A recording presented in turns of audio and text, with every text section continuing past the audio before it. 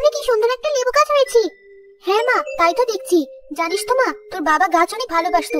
আর যদি লোকটা বেঁচে থাকতো তাহলে গাছটা দেখে অনেক খুশি হতো। এই যে, আবার তুমি কাঁদতে শুরু করলে? না মা, কোথায় কাঁদছি, আসলে চোখে কি যেন একটা পড়লো। হ্যাঁ তাই তো, রোজই তোমার চোখে কিছু না কিছু পড়ে।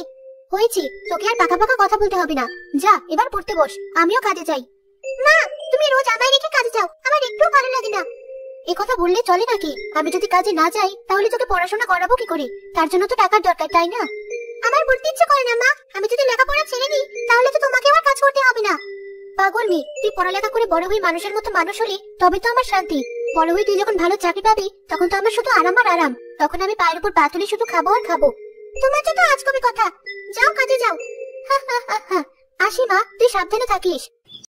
তার মার কথা অনুযায়ী ঘরে চলে যায় পড়ার জন্য।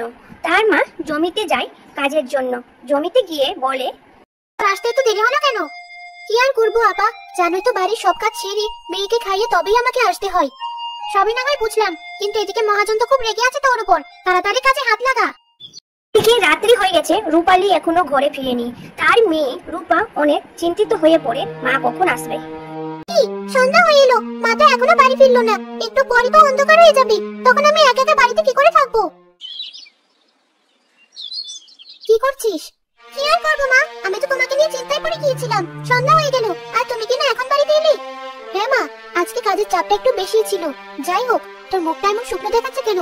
বুঝেছি, আজও বোধহয় ভাত খাসনি, তাই না? এমন করলে কি করে চলবে? দাঁড়া, এক্ষুনি আমি তো খাবার নিয়ে আসছি।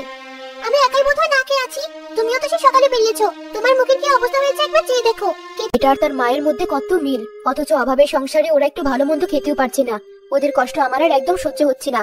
যদি আমি কাজ থেকে মুক্তি পাই তবে ওদের দুঃখ আমি দূর করবই। রাত্রে মা মেয়ে খাওয়া দাওয়া করে ঘুমিয়ে যাওয়ার পর পরের দিন সকালে রূপা লেবু গাছের কাছে এসে দাঁড়ায়। মা, কোথায় গেলে? তাড়াতাড়ি একবার বাইরে এসো। এ কি, এত জোরে চিৎকার করছিস কেন? কি হয়েছে তোর? দেখো মা, লেবু গাছে কত ফুল এসেছে।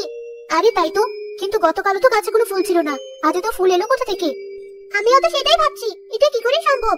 সবই উপরওয়ালার ইচ্ছা। ভেতরে চল এখন, তাড়াতাড়ি সকালের খাবারটা সেরে নে, আমাকে এবার তাড়াতাড়ি কাজে যেতে হবে। কিন্তু ধুর, সারাদিন যত ইচ্ছে গাছের কাছে বসে থাকিস। আমায় আগে ছেড়ে দিত, নইলে মহাজন আজও টাকা কেটে নেবে। আচ্ছা চলো।